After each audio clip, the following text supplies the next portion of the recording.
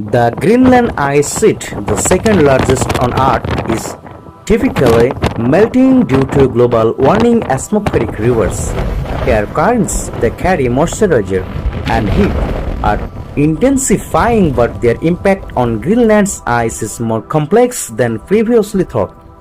Recent studies have shown that an intense atmospheric river in March 2022 unexpectedly contributed to 16 million tons of snow falling on Greenland, briefly showing the melting of ice.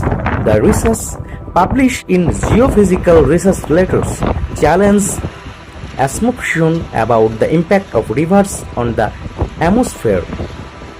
I was amazed at how much snow fell in such a short time, said glaciologist Alan Hubbard from the Atlantic University of Toronto.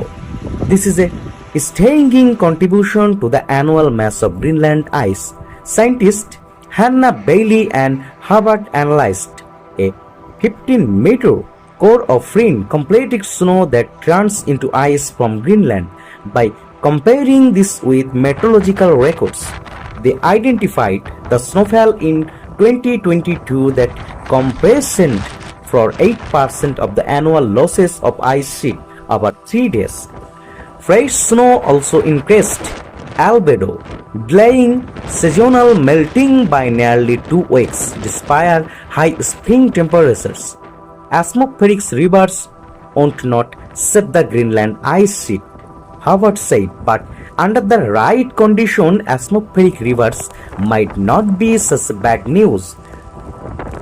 Nevertheless, rising temperatures could turn future atmospheric rivers into rain instead of snow. Further research is needed to understand their long-term impact.